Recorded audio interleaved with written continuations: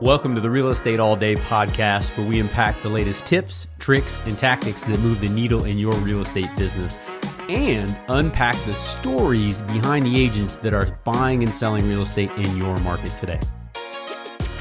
Hey, what's up, everybody? Welcome to the Real Estate All Day podcast. We are so excited to have you guys today, and we are also just so blessed to have our guest today. You are going to be inspired. The story behind this real estate professional is something that has just been an absolute inspiration to not only to me, to German, and to Eric, but to our entire community in real estate all day and well beyond. And you're going to get into some of those details today. But the person we're bringing in front of you, literally in the last year and a half, has completely changed his life. And he's got a story to tell that I think that most of you guys can not only see some part of yourself in, but totally be inspired and hopefully take your business to the next level. Because what this young man has done in real estate in the last year has just been, I got to tell you, I don't think most people in the industry see success like this and recognize the work that it took to put in. But you're going to hear a story today that it's just filled with the ups and downs, the peaks and the valleys, and the challenges and the overcoming, which is what this is all about, right? We can come in here and show numbers and give big stats and sales volume, but ultimately it really revolves around, is the person worth following? Do they have fruit on the tree? Do they have a success story that you can relate to, resonate with, and that is share worthy? And the person we're going to put in front of you today absolutely has all of those traits. And he launched his YouTube channel on December 5th of 2020. During 2021, it generated over 621,000 views. 66,000 watch hours, almost 8,000 subscribers, 690 leads, 64 transactions closed in the amount of $33.5 million. In the beginning of 2022, 6 weeks in, we're at over 10,000 subscribers already. 12 transactions closed, $5.3 million in sales volume there, and then 42 pending, y'all, with $21.8 million, right? That is a tremendous amount of success. We're 6 weeks into the new year, and there is $21.8 million on the board. That is absolutely mind-blowing. And the person we're going to bring in front of you, I've got a personal relationship with him, and German's got a personal relationship with him. Eric's been in the process of building a personal relationship with him. And I want to share this person because this is not somebody who walked in with a silver spoon. This is not somebody who's going to sit here and tell you that life is easy and that you're going to have a clear and easy path. And this is someone who's going to come in and share the reality of what it takes to be successful, but also share the fact that you have the ability to do it as well. And I am so honored to bring this guest on today. And without any more further ado, we are going to bring in Mr. Levi Lascsak. What's up, my man? How are you today? What's up, guys? Thank you so much for having me. Appreciate it. Thanks for coming on, man. I know, the intros are always difficult, especially when you know somebody really well, because the bios are one thing, right? It's one thing to read all the numbers, and these sales stats are sick. And Levi, these are big numbers, but what's your average price point? We're not talking about luxury market, right? I know that there's some of that going on now, but we're talking about Dallas, right? So quote unquote, middle America, right? So talk to us a little bit about that. And then, man, really unpack, how did this happen? Like, how did you get to this point? Yeah. So again, thanks for having me, guys. Good to see you all. 525 is the price point. So that's our average price point. So 525. But if you really want to get into the backstory of it, like you said, I want everybody to know that it wasn't easy to get to this point, and there were challenges and setbacks. And the thing is that I'll tell you, what happened was I came into licensed real estate with a different mindset. We'll unpack that here in a little bit, but as one of my mentors, Michael Reese, said, it's not the best real estate agent that wins, it's the best marketer. And also, it wasn't the fact that I was just coming in, to be a licensed real estate agent. I came in with the mindset of being a business owner and a marketer just because of that one phrase. It made me think differently. And then I had patience to really try to figure out that plan before making the move. So that was really the big difference. But, we can unpack that here in a second. But really what what happened was, starting out, is that I've had a very simple formula for success. And that is, who's at the top? What are they doing? How did they get there? How can I model that? How can I adjust it to fit my personality? And then can I actually do better than them? And that model for success has served me across different industries. And I've pretty much shifted industries almost every 5 years. And that's just because of the way the cards have fallen for myself. I wanted to get out of a small country town that I grew up. I grew up in Stephenville, Texas, a couple hours south of Dallas. If you're not milking cows or riding bulls, there's not really much else to do there. And I knew that if I didn't do something, my parents didn't go to college, my two older brothers didn't go to college, and everybody was used to working minimum wage jobs. And that was just something I didn't want to do. So I did what most country boys do when they don't have a way out, and that's join the military. This was 1999, and I thought, hey, the world's at peace. The last Gulf War ended in 7 days, and nobody's going to mess with us anymore in 1999. So I thought, I'll go into the military, get some college money, get back out, easy breezy, right? And then 2 years later, September 11th happens. And so I find myself, deployed in Iraq, not too long after that. And I was infantry. Infantry paid the biggest bonuses, so that's what I signed up for. And so I was infantry. I was a sergeant. We ran gun trucks, patrols, base camp security. We were in Baghdad, in the middle of Baghdad, Iraq, in 2005 during the hairy times. And it was one of those things where I knew, but going into that, I was scared to death. But at the same time, something just told me that I had to have my mind right. I had to have my mindset before going into that situation, or else I didn't know how other way to get through living in a combat zone for a year, literally. And so I just told myself, no matter what, I'm going to take it day by day, stay strong, and just work through that, And we were over there running dangerous missions, getting into trouble. And, we lost a couple of our team members. And it's one of those things where I'm just saying this to put this in perspective. There were no days off. Zero. We worked 7 days a week, minimum 12 hours, just for our shifts. And those usually ran over. And the thing is that if you lose somebody that you've been working and training with, who's your friend, right beside you, and there's no time for mourning, there is no days off. It's not like, hey, let's take a day off. The mission has to continue. You have to move forward, and you have to function still at high levels. You can't sulk, and you can't dwell on the past. I mean, you literally have to drop it and move on. Now, is that healthy in real life? Not necessarily. I do believe you need to confront, some, situations happen, but we're just in a different environment. But it made me grow up very quickly, and it made me realize that you just have to work through those issues no matter what, and you have to move forward. On top of that, I had to have the right mindset, and we had several of our guys did not have the right mindset, and they didn't make it through. They had to be sent home, or they had to get out. And that's not good. I mean, some of them got discharged because they couldn't handle the stress and the anxiety, which is understandable. But, we made it through that. I was fortunate enough. I came home with all my fingers and toes. And so it just gave me a different perspective at a very young age, in my early 20s, that everything's not as bad as people chalk it up to be sometimes. Your wrong coffee at Starbucks is not necessarily the worst thing in the world. I've already seen it. When you're in Iraq, people don't understand when there's no trash control, there's no animal control. I mean, their homes are literally built out of rocks and palm trees and leaves, and they just dump trash into the alleyways. You see a completely different lifestyle, and you realize that, guys, we've got it so easy here, regardless of what can happen. I mean, we're really fortunate to be living in America. So it just gave me a different perspective. But I also came home and what I'm talking about here is there's really three major setbacks in my life, major setbacks.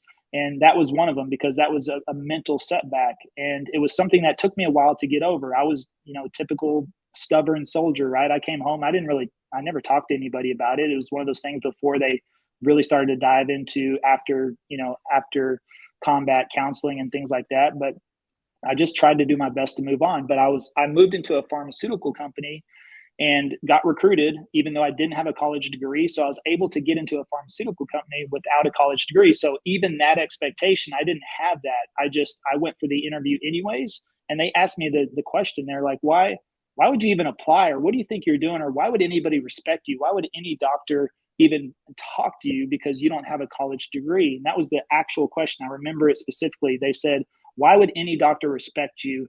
And because you don't have a college, they go to college their entire lives. How could you ever convince them to try out this drug or that drug?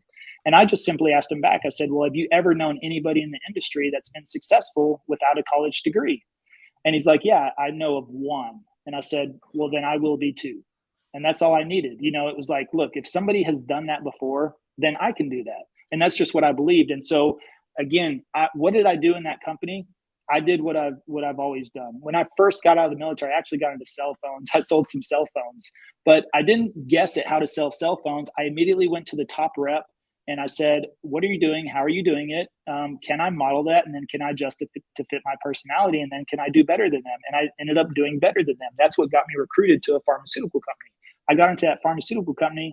I asked my manager very first, I said, hey, who's the top rep? And they're like, this guy in Oklahoma, 3 hours away. I was like, well, can I do all of my calls Monday through Thursday instead of Monday through Friday? And can I go drive up to Oklahoma and spend a day with them on Friday? And he was like, nobody's ever asked us that. Nobody's ever asked that before. And I was like, well, I don't want to try to figure this out on my own. Let me go sit with the top rep and model them. And I did that for 2 weekends. And I did it with one of the top agents in Dallas too. And that's what I did. I learned from them first. So I said, who's at the top? What are they doing? How did they get there? How do I model that? And then how do I adjust it to fit my personality? And it's the same thing. So I was in the pharmaceutical industry for the next 8 years almost. But the thing is I came home from Iraq with the digestive disease. Now, it really kind of messed with me on and off. I went in and out of remission. It wasn't really bad enough that I thought much of it. I saw a couple of doctors. I was diagnosed with ulcerative colitis, which at the time they told me I'd be on medication and I'd have this disease the rest of my life. It was autoimmune disease. There's no cure. You need to be on medication and that's it. My diet, they said, none of that matters. Just do what we say and you'll be okay. Well, it wasn't 8 years later in 2013, I lost 50 pounds in a single month. And I became bedridden and disabled, literally. And so that it was extremely traumatic. This was a huge physical setback. And the thing was that every single day was the worst day of my life. It was 1,000 times worse than Iraq ever was. I mean, it was the pain that my body went through every single day. I thought there's absolutely no way I'll make it till the next day. I literally thought I was just going to die. I wouldn't wake up if I even could get to sleep. I mean, I couldn't sleep hardly because of this condition I was in too. So I was sleep deprived. My organs were failing. The weight loss was so extreme. I couldn't hold in any food or water. I was in and out of the hospital. And that went on for 3 months, literally 3 months. And it was by God's grace that after 4 different medical doctors, I came across a natural doctor. And the natural doctor's like, oh, hey, let's just change your diet and give you some supplements and see if that works. And then all of a sudden I started to get better. And I started to get better and started to get better. And I just started following that natural doctor's protocol. And it ended up taking me a full year to recover, but I was able to come back 100% natural, 0 medication, 0 surgery. Actually, the GI doctors wanted to remove my colon. That's what they told me would cure me. And I almost got to that point because I was so broken. I didn't care. I was like, you could cut off my leg and I wouldn't care. I was so broken at that point. But luckily, again, found the right doctor at the right time and got better. Now, it's been 8 years since then and 0 signs, 0 symptoms. I mean, I consider myself cured, but it was still, the thing was that's whenever I learned that I couldn't have a job anymore because my job wanted me to come back to work after 90 days, right? I had to actually go on medical leave. And after 90 days, they wanted me back and I wasn't physically able to go back. And so, I didn't have a choice. I had to leave the company, but again, by God's grace, I met the right people at the right time. And what did I do? I didn't go apply for jobs or anything. I called all of my friends and family and business contacts I knew for the last 10 years. And I asked people, what are you doing? Who do you know that's doing something? Because I didn't want to go apply for a job and I didn't know exactly what I was going to do. But one of my friends, and I hadn't probably talked to them in 6 or 7 years, like an old business contact. And they said, hey, I know this guy that's doing financial services, working with teachers, helping them out with retirement planning. I think it's pretty interesting. Might be up your alley. And I thought, oh, that sounds kind of cool. And I just cold called the guy and started talking to him. And over the next 2 months, we kind of went back and forth 6 or 7 phone calls. And I was like, this sounds like a good fit for me. And, I convinced him to bring me on, to take me under his wing. And we ultimately partnered together. And so I started a financial services business while I was recovering from that. And, we ended up getting contracts with Dallas ISD, which is very lucrative because it's a captive audience, right? Only very few vendors get approved to help out teachers and the staff with their retirement plans because it comes through payroll deduction. So, but once you get approved in there, then you can market to them. And there's 25,000 employees in Dallas ISD. So like I said, it's a very captive market, became very lucrative. And what did I do there as well? I did the exact same thing. Who's at the top in this industry? How did they get there? Can I model it? Can I adjust it to fit my personality? Can I do better? And that was it. And that's what I did. I found the best person, asked them all the questions I could, learned from them, shadowed them for, a while as well, got the opportunity to meet them and ride with them. And then that was it. I took over from there and adjusted everything and shot straight to the top in that industry. So here I went from like cell phones to pharmaceuticals to financial services and was able to advance to the top very quickly just because of a very simple formula, not trying to reinvent anything or sitting there scratching my head wondering, oh, how am I going to do this? I just said, who's doing it already? And let me go model that. And so 2019 was my best year ever. I mean, actually every single year since 2015, it just got better and better and better. And 2019 was my best financial year ever. 2020, the first 3 months started out, I was 40% over 2019 in the first quarter. So I was like, holy cow. And, I made just at six figures in the first 3 months of 2020. And I was like, my God, this is going to be the best year ever. And then, we know what happened in April 2020. All the schools shut down, the world shuts down, travel shuts down. I mean, everything shuts down. And my business literally shut down overnight as far as being able to meet with clients. Nobody was going to start investing or planning for retirement or putting money in. Everybody stopped. They started pulling back. People started asking about how do they take money out of their accounts, so a complete reversal. So I sat there, and then on top of that, to top it all off, my partner, who I'd worked with for the last 5 years, who I was like a brother to me, all of a sudden, this is whenever I didn't understand contracts, which I do understand contracts a lot better now, but he had the slight upper hand in the contract. And I had 3 different lawyers review it. And this is what I don't like about lawyers, is all 3 of them had a different interpretation of that contract, but ultimately he had the upper hand on there. So, he went behind my back, terminated my license with the financial institutions who we do business with, not the state. So that was what's interesting, is over those 5 years, I'd averaged about 100 clients per year, which is crazy to even think about that. So I had over 500 clients, never had a single complaint, to the state, to the licensing board, from the schools, anything like that whatsoever. But because he had that upper hand in the contract, he was able to terminate my contract with the financial institutions. And that gave him rights to all of my commissions and everything I built up over the last 5 years.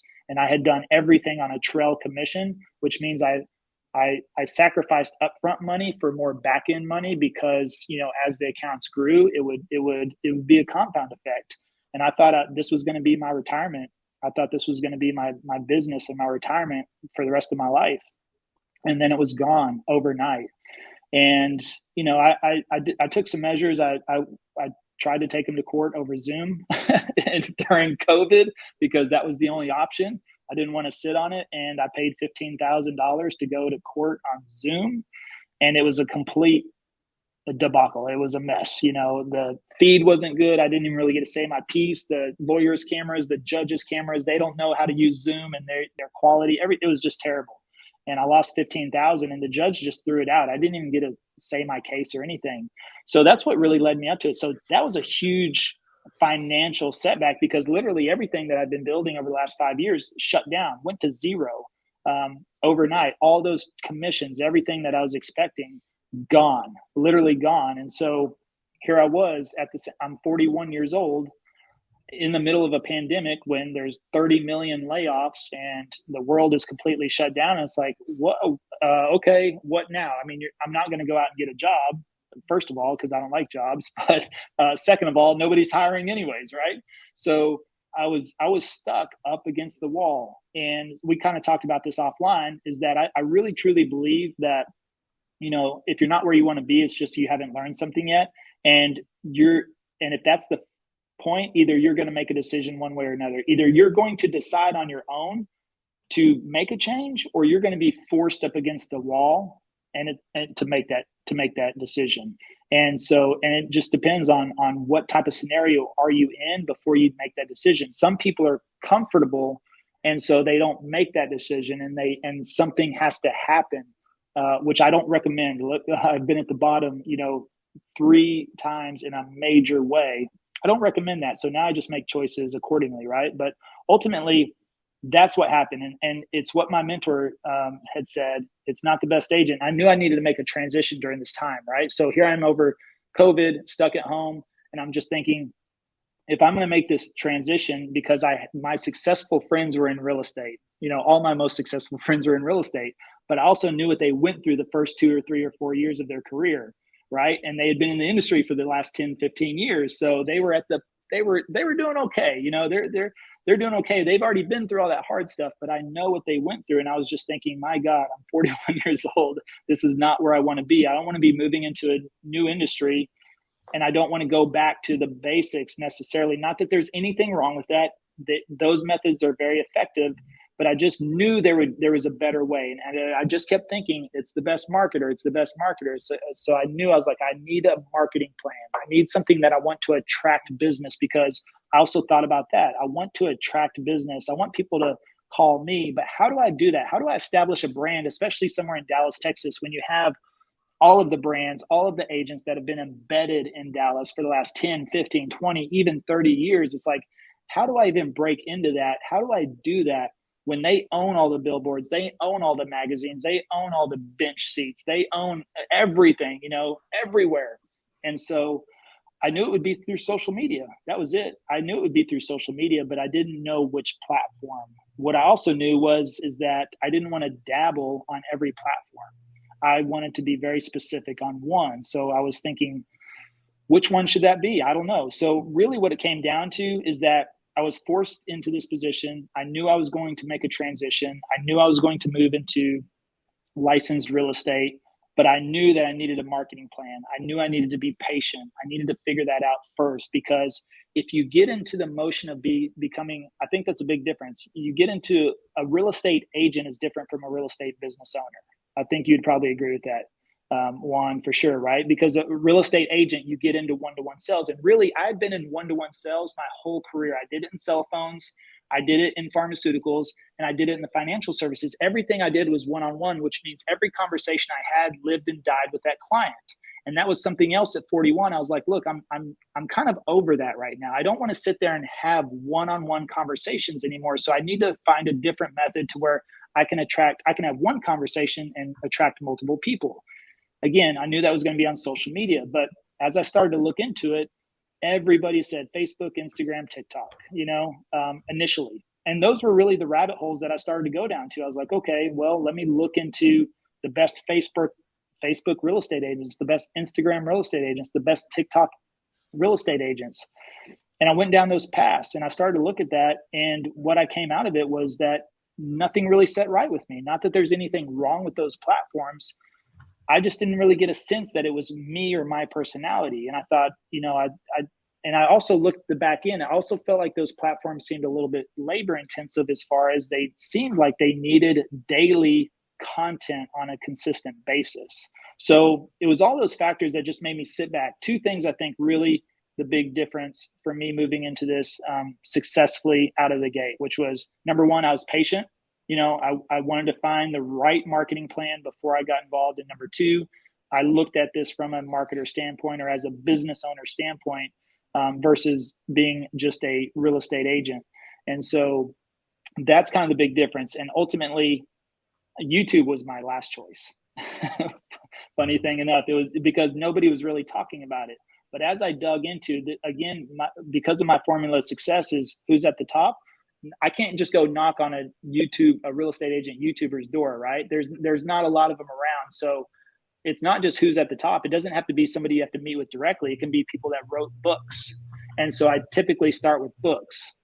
And so I started to look at all the books, and that's where I found YouTube books. And from YouTube books, that kind of started to change my mind a little bit, because then I started to understand fundamentals and principles of the platform as a whole. And I think that's what's really important, because a lot of people don't look at social media platforms from the producer side. They look at it from the consumer side. And if you're like me and you're at that 40-year-old range or above, we have this love-hate relationship with social media, right? We didn't grow up with it in high school. It wasn't there. It was maybe coming around at the end of college if you went to college. And ultimately, you got into your adult working life before social media even really became a thing. And so you've always looked at it from this consumer standpoint. It's kind of like, oh my God, everyone's so selfish and always posting stuff about themselves. And all there is stupid cat videos and everyone's posting their lunch. But the thing is that the person that's posting those cat videos is probably making $1 million on the other side, because that cat video person understands the platform and they understand the power of being a producer on the platform versus a consumer. And so, all of that kind of played into it. As I started to see and dig in a little bit more, I started looking at more YouTube, and I started to see more of a path, more of a structure, more of being able to work the back end and getting in front of people through search and things like that. That's what really kind of started to spark things off. And that's where I really felt like, okay, there might be something here. But at the same time, I didn't just say, okay, let me go make a YouTube video. I was like, let me understand the platform first, not as a real estate agent, but as a platform. How does the platform work? What does it all mean? And then once you understand the platform, how can I apply that to real estate? And is there a way to attract clients that way?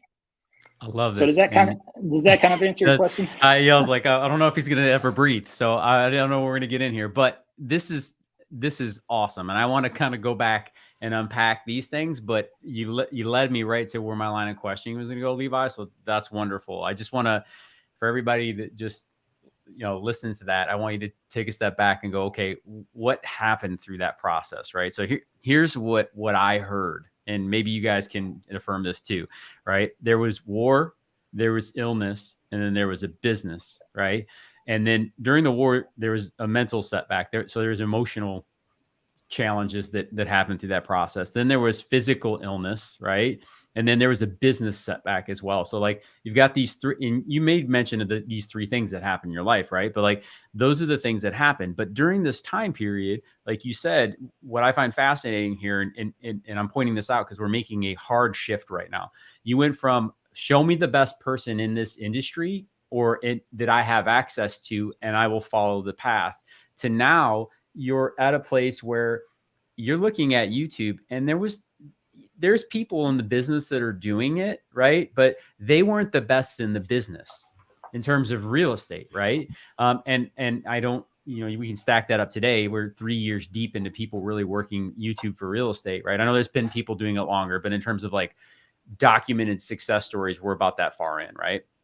But now you're saying, okay, because that traditional path would put you in front of someone who's selling luxury and listing luxury real estate, technically, right? If we were going to look at numbers and how that works, and whether they're prospecting or networking or whatever it is that they're doing to get to those statuses, whether you're going for sales volume or for number of units sold, right? This has kind of changed, but you're making a hard shift here, Levi. Like you've got all of a sudden you've got an inkling, your nose is onto something. You've got some kind of insight of like, okay, I want to be a professional marketer. This is the thing that I really heard here, right? Like I am a business owner. I'm using real estate as a vehicle, and I love marketing.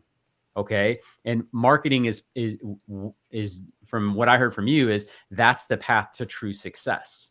Right? And yet that hung with you, right? So like, but now you're making this shift, right? Like you don't know anybody in real estate that's actually dominating it through YouTube, right? People are having some success, but now you're going outside of the industry to pull back into that. So what was it that got your nose on this trail that you were like, I have to go chase this rabbit down a hole? Well, it was YouTube Secrets, the book. That's what started it all off. Benji Travis, I've been fortunate to develop a relationship with him and Sean.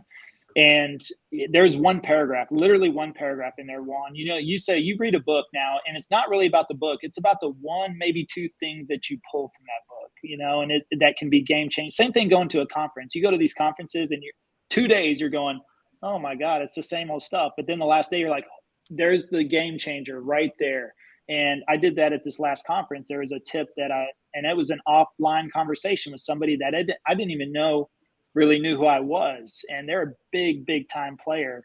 big time player, like huge mega team. And they're like, hey man, love your content. And I was like, what? Oh, and then he started giving me some ideas, and that was a huge takeaway. So there's one little paragraph in YouTube Secrets where Benji talked about, he actually started a real estate channel in 2009, and he was a struggling real estate agent. Now, this doesn't go into it in the book, but it was enough to spark the thought process of, oh, is there an opportunity here? But he told me the full story, which was he was about to quit real estate because he was only doing 10 deals a year. But he had a YouTube channel, answering questions and giving information to potential buyers and sellers. Well, he ended up getting he landed the HUD account. HUD reached out to him and gave him all of their listings in the Pacific Northwest. And then he ended up closing 100 deals that year because of his YouTube channel. So, but it was that little paragraph that was like, okay, here's some context. And then that just got me into Think Media and Roberto Blake and Nick Nimmin and all of these creators that start talking about YouTube. And I started going down those channels again to kind of understand the platform. And what I felt was too, the reality is I was like, oh my God, I didn't want to post on the other platforms too, because I thought here I am changing industries again. Who's going to take me seriously? And then I didn't really want to bug my friends and family either. But I was like, well, no, nobody's on YouTube, right? None of my friends are really on YouTube. Nobody's going to find me on there. Maybe I can find a path and start building out some content on there and go that route. But it was really that book that led me down YouTube channels after YouTube channels. Then it was like, once I started to understand the platform, I'm like, okay, is there real estate channels out there? Well, of course there are. So then it was like, well, let me look in Dallas. Well, look in Dallas, I find a couple of real estate channels, nothing really serious. I found a couple of channels across the country, and then you find some more, and then you find a bunch of crappy real estate agent channels, right? The ones that are not doing well. And I found like Katie, I don't know if you know who Katie Day is, but I found like a pros and cons video of hers in Houston. She's in Houston, and it had like 56,000 views at the time. Actually, if you look at it now, it's like 156,000 views. But at the time, it was 56,000 too. And that's what really triggered it off there too. I was like, oh, pros and cons of Houston, and it's 56,000 views. And here I'm looking at all these other real estate agent channels with like, here's my $300,000 listing, and it's 0 views, right? And so that kind of sparked it off as well. And then of course you can get in, you just get into more and more channels, more and more rabbit holes. So I started to really just kind of piece together what I thought was, okay, looking at all these different channels, here's videos that work. Okay, so write all that stuff down. Here's videos that are not working. Okay, let's not do any of that stuff. And so I put together ultimately a business plan. And that's what I say now is that if you treat YouTube like a hobby, it'll pay you like a hobby. If you treat it like a business, it'll pay you like a business. I think most people start on these platforms with no plan in place. They just start posting, which is great to take action, but action without a plan, it's a tough thing to accomplish, right? Or to have an end goal, or to have something, an end zone or an end goal that you can achieve. And so I was just like, let me be patient again and see if I can actually put together a plan to, get this started and do it right. And also because I read those books on YouTube, I understood that consistency was key, especially in the beginning. And so that's where I didn't want to make the mistake of posting a video, getting all excited, making one video, posting it, and then guess what happens? Life happens, health happens, real estate happens, family happens, and then what happens is you don't post another video for 2, 3, 4 weeks. And so I didn't want to fall into that trap because I had read at that time about 8 books on YouTube. There's several marketing books on YouTube, but there's only 2 that I recommend, which is YouTube Secrets and YouTube Formula. The rest of them are pretty basic, but still it was enough to really just kind of give me an overview of the platform. Again, to understand consistency was key. You could schedule content. The sweet spot was 2 to 3 videos per week. So all of that just was able for me to piece that together. And so I said, okay, what am I going to do? Well, what I noticed in Dallas was I'd like to let me look at my local competition, because that's the local competition. There was several real estate channels, probably about 8. And that is not competition, guys. Let me tell you, 8 agents in your neighborhood, no matter what they're doing on YouTube, is not competition. I don't understand when agents are like, well, let me go post in the local magazine whenever there's 100 other agents that post in that local magazine as well, or let me send out postcards with every other agent that's sending out postcards. But on YouTube, you've got an open market. Well, I noticed that those 8 agents, every single one of them, only one video a week. So that became part of my plan. Well, if I'm going to overtake or do better, I'm going to do 3 videos a week.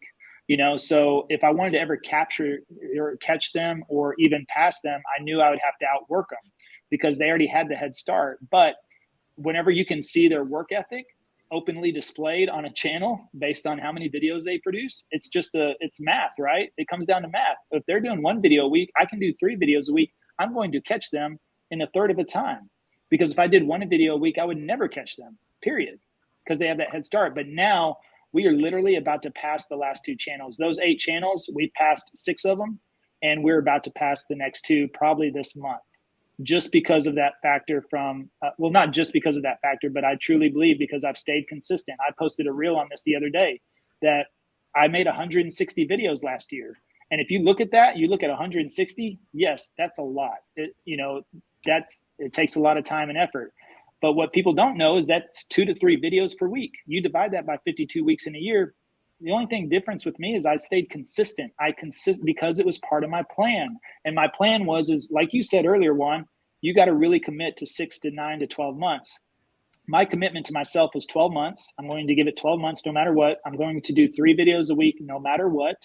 And I'm going to stay consistent. I'm going to film a month in advance so that I always have something scheduled out just in case something comes up or goes wrong, or who knows, you can be sick. I don't know. I've been sick before. I've had my business change overnight before, and so all of those factors, I didn't want any of that to happen again. So I was just very patient and planned out everything. I just pieced it all together and put it on paper first before I launched that first video. And so I had a whole framework built out, all the videos I wanted to shoot, scheduling, times of days, how many videos, everything was extremely intentional and strategic, because that's how I built my other businesses. And the thing is I'm just going to take the same approach here. Now, I had no idea how it was going to work out, but I just said, you know what, again, I'm going to give myself a year, commit no matter what. But what people don't know is that when you take the 2 months I actually spent researching the platform, a month filming content, and then I published for 4 months before the first deal ever went under contract. So that is 7 months of work with 0 transactions and 0 GCI. How many people do you know are willing to work on something for 7 months with 0 return? So, yeah, but I'm glad you touched on that, Levi. I was just about to ask that question, because there's so many nuggets that you're dropping here in this interview, and I would just want to take a moment to like zoom out for the listeners, because there's a lot of things that you did a ton of research on it, right? You did a lot of research and methodically built that plan, modeling what you learned from other industries, and you were committed to it, right? So you talked about consistency, and I've heard this story before, and I love hearing it all the time, right? I listen to it every day, but it took 7 months to get to that first commission check, right? And you asked the question of like, who's willing to do 7 months worth of work to get a commission check, right? Not a lot of people are willing to put in the work, right? There's not a lot of people that can make it that long, financially, to do that. So they start falling back into a lot of the things that real estate. I don't want to say we're normal real estate agents, for any lack of a better term, but like the normal things or the traditional things that real estate agents do. And now, because of all that work, you really have the sales funnel down pat in terms of people coming to you, right? And you've talked about it before, of you could sit here and call 20, 30 people a morning, like most traditional real estate agents do, and you're doing your touches. But think about the video that you put out.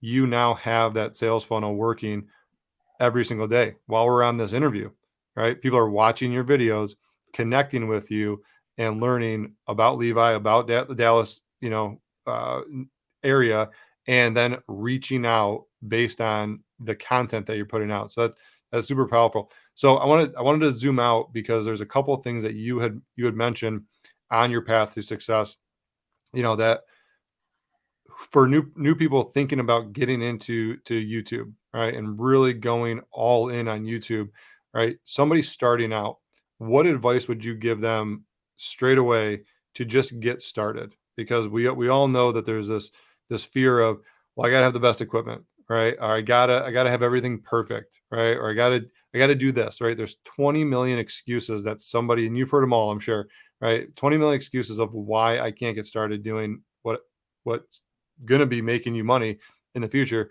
So what do you tell a new agent that says, hey, I want to start a YouTube channel? How do I get started? Can I say, get my course?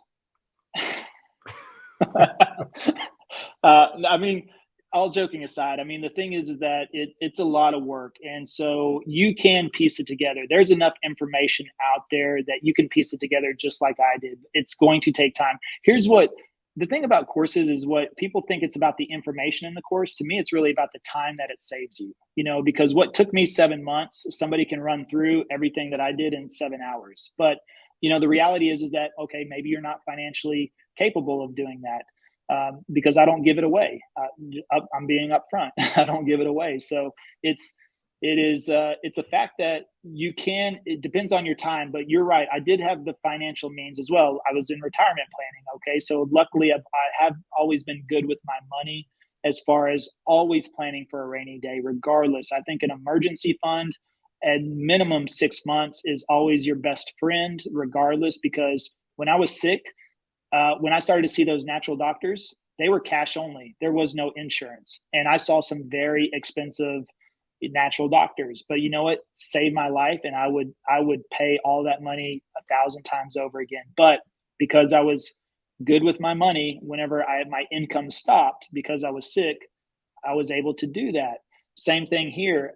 I remember being sick. So what did I do? I always had that rainy day fund again. And whenever my income got shut off overnight, literally, I was able to be patient. And so if you're working a job or you're making a transition into real estate, I mean, I think it is very, very valuable for you to have, 6 months worth of reserves in place.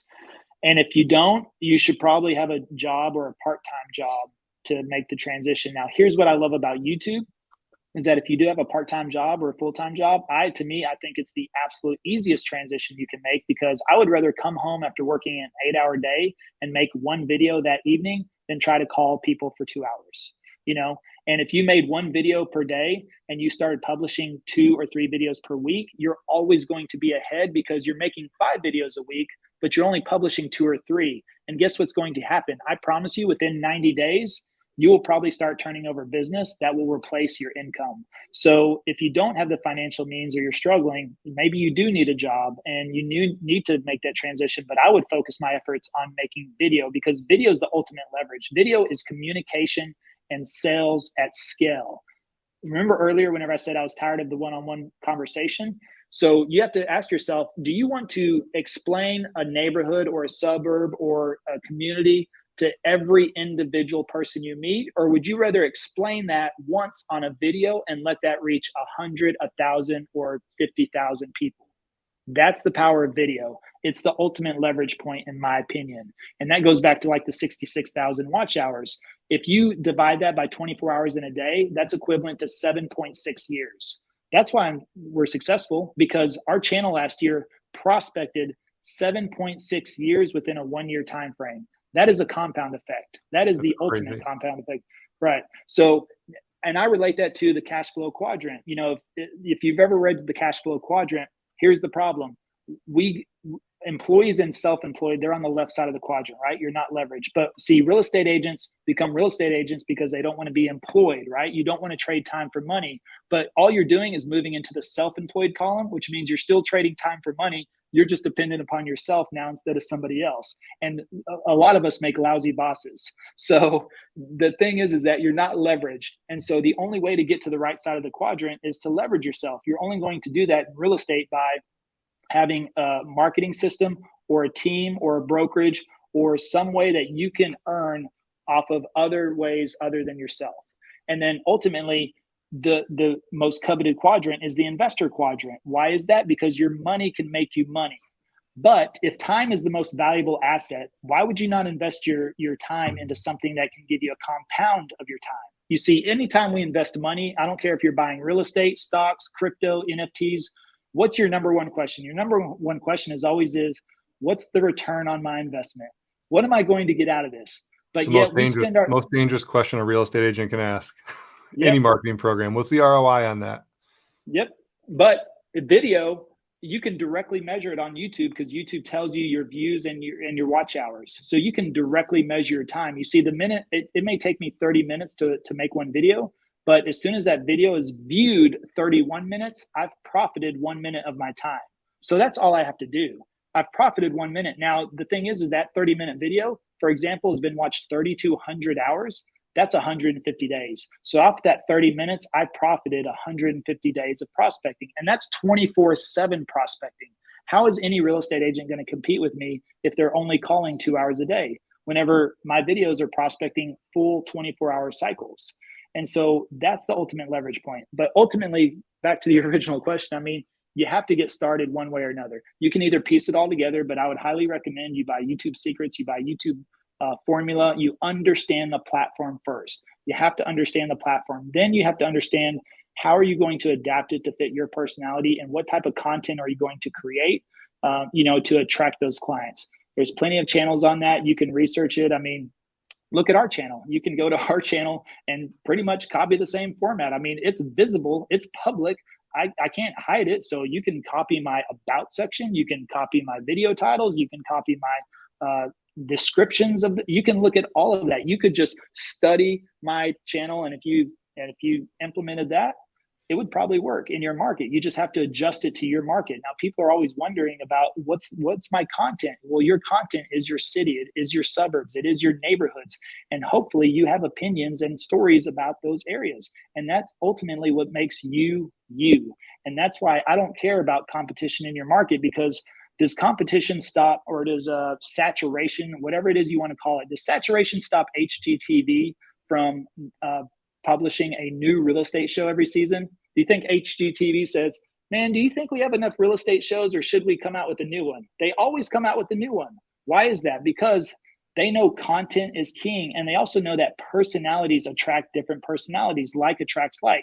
Just like if I asked every one of you on this right now and I said, hey, who's your favorite real estate agent out of Fixer Flop or Fixer Upper or $1 Million Listing or something like that, everybody would probably have a different answer. So if you had to buy a house from one real estate agent on TV, you probably have one that you kind of like, and you'd be like, I'll work with Josh Altman, or I'll work with Ryan Serhan, or I'll work with Chip and Joanna. Why? Because that's why HGTV comes out with all those shows, because they know they're going to attract a wider audience of more people, because it's all about personality. Same thing on YouTube. I don't care if there's 10, 20, or 30 agents on YouTube in your neighborhood or your city, people are going to watch them. YouTube tells me the top 15 channels that my viewers watch. And guess what? They're all Dallas real estate channels, but we still get calls. Why? Because people resonate with my personality over someone else's. And the great thing is that if they like one of the other channels, I don't know about it because I'm not chasing them. So if they call the other channel and do business with that agent, I never know about it. So I'm not rejected. I don't feel bad about it. All I know is that we have more business than we know what to do with right now. So we're okay, And I know those other channels are generating some business too. And I can't capture everybody. Nobody can capture everybody in the entire market, period. So what are you worried about? But ultimately, I mean, you could study the channel, you can study other channels, you can read the books, you can do what I did. It's just going to take, longer for you to develop that pattern. But ultimately, the information's out there for free. Absolutely. Well, this has been awesome, man. There's we got to go back and rewatch this. There's a lot of nuggets to unpack. We'll probably have to do like 3 more of these to go deeper on each one of these sections. So yeah, man, this has been great.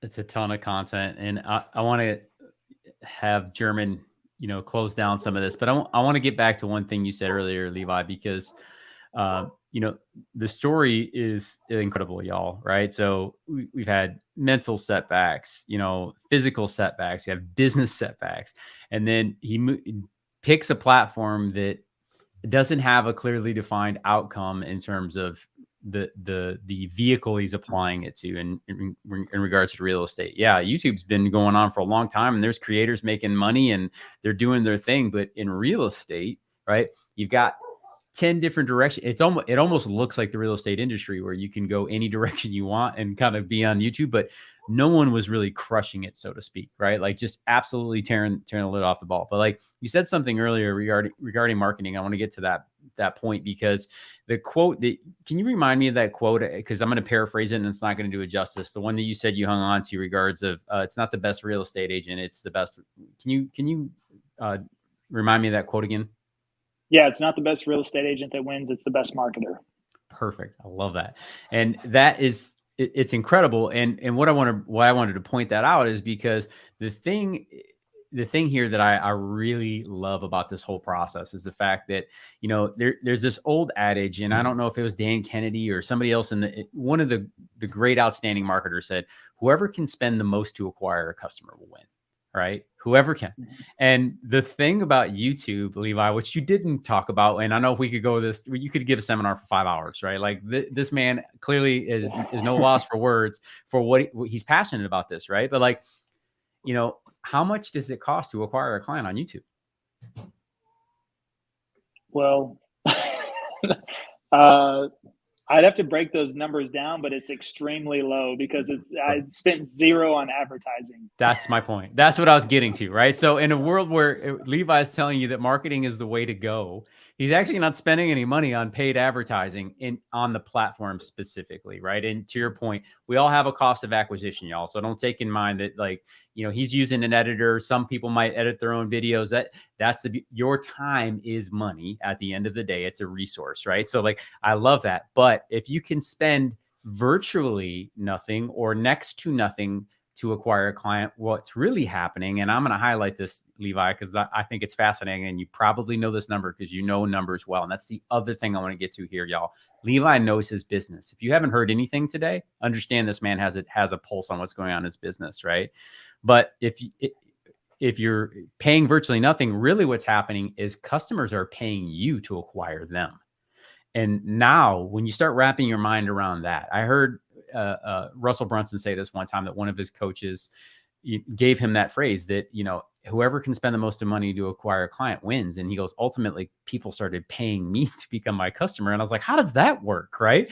And Levi, that's what's happening to you. Right. So I know you shared this number, and I'm not trying to put you on the spot. Do you know how much each video has earned you at this point? Because I know you were keeping tabs last time. Y'all, buckle up. For 2021, $8,125 per video. Per video. Let that marinate for a second. So, and what's the average commission check across the United States? Right, I'm average sale of a home is probably what, 250 across the U.S. So 7,000, 7,500. So it pays more to be in marketing than real estate, is what you're saying. Well, the thing that's fascinating here that I want to just kind of unpack a little bit more, and we're going to put this thing to bed because, like I said, we could do this forever. The unique thing about what's going on here for Levi and his team is there's no lifetime value behind these clients yet. Right? If there is, it's very surface level, meaning like he's got some referrals from clients that they served over the last year, y'all. We're not talking to somebody who's been in real estate for 5 to 8 years and their clients are cycling. This man is building one of the largest client bases ever in the shortest period of time by using a platform that's paying him to do it. That's fascinating. And that is why I wanted to share his story above and beyond everything, because sometimes it takes people to come in from the outside and tear apart the things that these false idols that we've been propping up forever. And I'm not talking about people, I'm talking about activities, the way that we've been approaching things. Like, there's only one way to do it, right? You have to pick up the phone and call people for 3 hours a day in order to be successful in this business. There are people who are dogmatic about that. And while that is a path to success in our industry, it's not the only one. Right. And I don't know about you, but I can't do that for 66.7 thousand hours a year. And that's what Levi did to me last year. If I was in Dallas, right? I can't hang with that. German, can you hang with that? I can't hang with that. Right, Eric? You? I don't want to. Nope. No interest in that whatsoever. So if you can take anything away from today, is take a step back, look at your business as a whole, and just, are you where you want to be? Is this what you're trying to accomplish, right? Because money's not everything. It's a byproduct, right? It's an outcome of a process or a procedure that you're pushing through, right?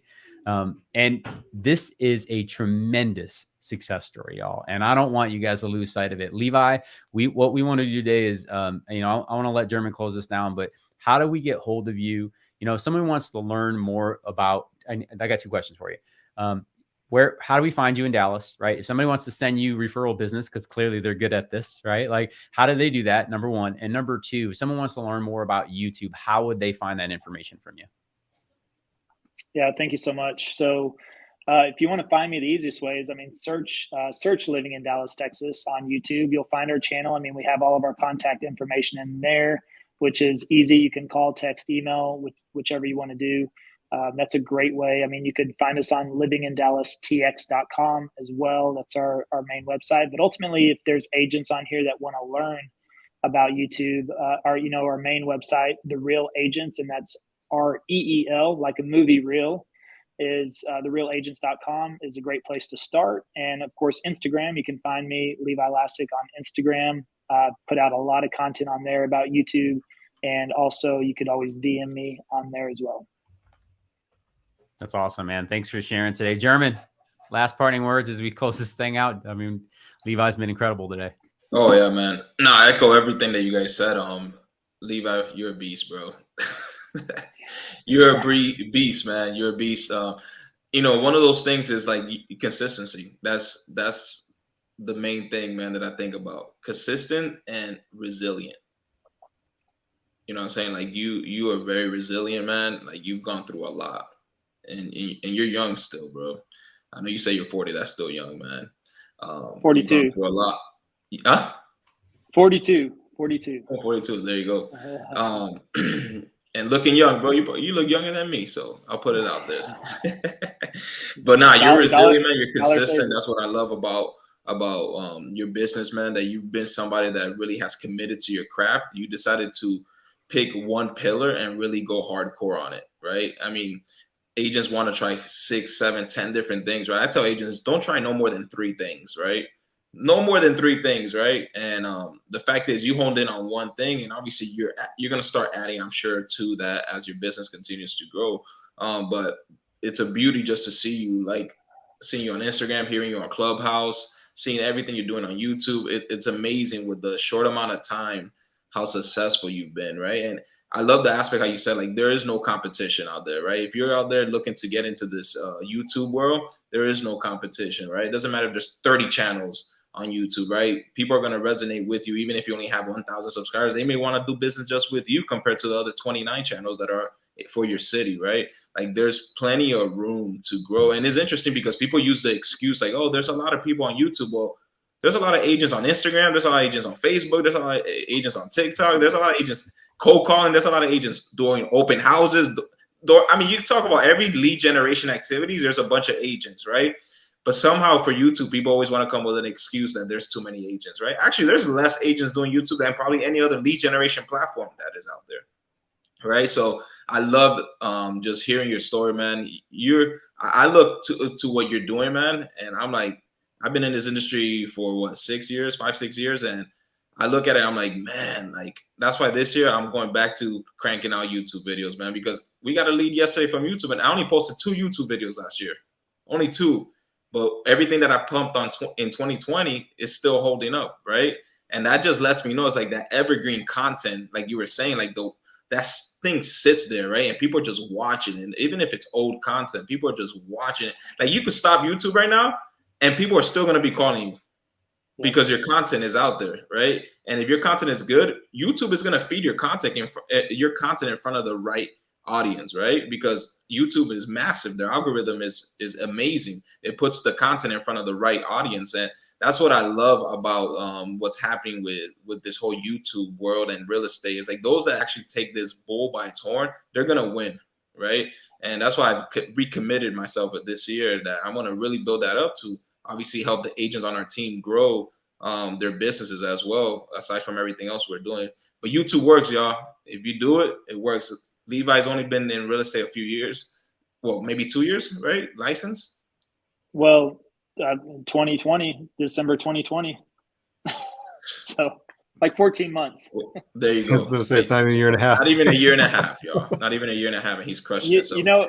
You know, what's funny, funny story, German, is that we actually started LSA ads based on, like, I always heard you talk about them, in Clubhouse. You're always talking about LSAs. You're like, man, they work, blah, blah, blah. I was like, all right. So we've done the free thing. We've done it. Now we have some money. So why not reinvest it? Let's try. I was like, German's always talking about this LSA thing. Let's try this out. Within 5 days, my account got suspended, and it's been suspended for since December for 3 months. I'm like trying to do the paid ad thing, and I can't even do that right. So, wow, that's crazy. I failed miserably. Actually, they just now finally released the hold on. But what happened was my credit card was maxed out. So the first bill cycle they went to hit, my card declined.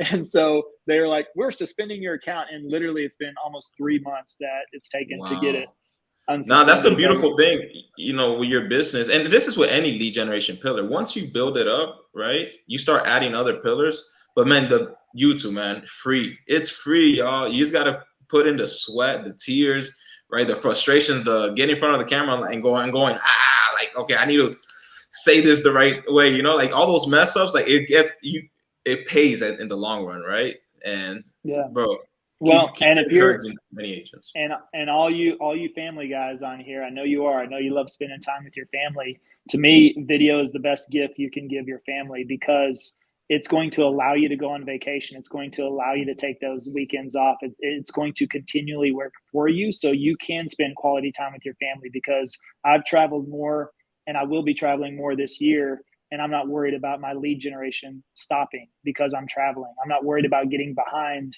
I can go on vacation with a clean mind and know that my videos are still working for me. And to me, that's the ultimate gift you can give, not just back to yourself, but to your family. And so you want to go on those vacations and actually enjoy them, because as a real estate agent, you go on those vacations, and if your lead generation is directly tied to your efforts, what are you doing on vacation? All you're doing is thinking about work and how you're getting behind, and what are you going to do to catch up, and how you're going to get there. And every call matters, because you are dependent on just that one person that calls in, to where we're averaging 5 to 8 calls per day right now. I mean, last week, I don't know if I told you, Juan, we had 19 in one day, 19 calls in one day. I mean, and these people are turning over so quickly. So it's a machine that you can, and you're not bound to Zillow or Realtor or these other companies. Everybody's worried about these platforms, but you know what people can't do on Zillow and Realtor? They can't see the house next door. They can't see the house across the street. They can't see the community playground. They can't see the pool. They can't see the bars and the restaurants around the corner. And that's all we do, is we show them. So we're putting the value out there up front, and just attracting the people by providing all the value and everything up front for free. And the thing is, when as real estate agents, when we have people actually picking up the phone, putting in our number and calling us, something is up. That's a good sign. When you have people calling you, that is a good sign. New business coming in, not you making that outbound call, but the inbound call. Oh, that's intentional. You know what that is, German? That is somebody that has already made the decision they want to work with you. And how would that change your business? Is every time you picked up the phone, it was to answer a call of somebody that wants to work with you, versus trying to chase people down and convince them why they should work with you. Yep. And that's why I think try LSA ads again, because those people also call you. Yeah. One of the things that I think is amazing out of this that we didn't touch on in this interview, which we'll talk about now, is in the midst of all this, you were able to grow your team to 13 agents. And I know just growing a team in general, I mean, that might be the fastest growing team in North America. We got to get some stats on that. Anybody listening, if somebody's grown quicker than that and you didn't do this in the past 14 months, your team has really just been assembled in the last 4 to 5 months? Well, we brought on pretty much almost everybody in December, probably November, December. I mean, just because we started focusing on building our organization. You can see we're brokered, we're brokered through EXP, but we started focusing on it the last couple of months, but ultimately it was a conflict. And first of all, let me put a shout out to my partner, Travis Plum, because I want everybody to know too, this wasn't just myself, and that was the other thing that I planned for. Again, I planned for the fact that if we ever got busy enough, I knew there would be a tug and a pull between creating content and also conducting real estate transactions, right? There's a fine line between that. And at the same time, I didn't necessarily was not looking to be again in that one-on-one position. And so I was looking for a partner from the beginning all along. That was part of my plan, because I also wanted to share with somebody, even though I've been screwed over by other partners and things in the past. I didn't let that stop my belief. I believe that people are good, and I wasn't going to be, have a bitter taste in my mouth from that. I knew I needed to move forward. And so I was looking for that partner. And when I came across Travis, one of the first things he said to me was like, "Hey man, I want to sell 100 homes in a year." And I was like, "All right, here's a guy that's motivated," because he had also came from a similar situation. He had a major business setback in 2020, and former military guy, been to deployed as well, and it's just like one of those instant connects that I just knew it was a good guy. And we didn't partner initially together, but as we started to get to know each other and as things started to develop, he really wanted to work on the transaction side. And so that allowed me to continually focus on content and be as consistent as I was, because I will say that probably would have been a major challenge. If I was trying to do this all on my own and be solo, then it probably wouldn't have happened. And if I hadn't have had Travis is one of the absolute best negotiators I've ever met in my life. I didn't think you could close houses, but this guy closes. I mean, what he does is he closes listing agents. That's what he does. He doesn't push a house on any buyer, but what he does is I've seen him in this market, he gets listing agents to take homes off the market, to cancel open houses, to cancel. I mean, it's amazing what he talks people into doing to get the deal for his clients. And it's absolutely amazing. So he is a huge, huge part of the success. And he's the one that pushed me, to have the local team. I didn't necessarily want a big local team because I didn't want to be distracted of our main goals that we were working towards achieving. That to me, it was like, it's a long-term vision, but also I don't want to be distracted by certain things. But he was like, "No, we're going to need a local team. We're going to need it." He goes, "Trust me." And I trusted him on that. And we grew very, very quickly. We ran a local event here in Dallas, and we, brought on 4 agents just from that. And then we started to get referrals, and we've actually had 4 agents that we've helped move here from out of state. They all moved at the same time in December. 4 agents that watched our channel, reached out to us. We helped them buy homes, and then they joined our team as well because they loved the process and everything as well. So that got us to 8, and then we brought on another 5. So all that happened really within December, end of November, December timeframe, and we've been working on training them over January. But again, the YouTube referrals, leads, deals, whatever you want to do, call them, that come in, they're so bought in to our team, which I structured this as a team channel from the beginning because it's something I always saw as well. I didn't want to be the face forever. I wanted to build in an exit strategy for myself too at some point. And so that's why I didn't name the channel after myself. That was also found in my research. I was like, first of all, I knew nobody was searching Levi Lascsak. I didn't have a name or a brand. So why would anybody find me or my channel? So, but at the same time, I saw this long-term because of Think Media, because I watched their channel and consumed their content. I noticed there's 4 to 5 different creators on that channel. They're putting out a video per day, but it's by a different creator. So they have 5 pieces of content going out every week, but it's by a different person. So that's manageable for one person to put out 1 video per week, but they have 5 pieces of content. So I thought we'll get to that point. And now we've released, some team members have done videos and they're taking off. They're doing better. Some of them doing better than my videos. So I was a little hurt on that, but I think it's just the whole momentum of the channel. And so everything has been built by design because I always took time and had patience to understand, is this going to be beneficial or is it going to take away from the overall goal before we implement this? So I looked at it's the reason we started a separate shorts channel versus putting shorts on the channel, which that's a whole nother subject we could get into. But otherwise, every single thing is just, understand the situation. make a decision. Does it fit or does it not fit? Does it meet our long-term or short-term goal? Whatever the case is we're trying to achieve. And then how do we implement that, or do we implement that? And so now the team is really starting to function on their own. They're copying Travis's model for negotiations. And that's why we got so many deals under contract already, is because they're literally, every single one of them have already put 2 to 4 deals under contract themselves. And they are loving life. As I mentioned, we had a brand new agent. He's not even 6 weeks in, and he's already got 6 deals under contract. We only gave him 10 leads, but he flipped 6 of them. I mean, over the last 3 weeks, it's amazing. Awesome. But he's following the script. He's following the process. And so now we're projecting, and this is supposed to be the slow time, I believe, right? And nobody buys homes in January, early February. It's supposed to be slow, but I don't know. It's cranking. Yeah.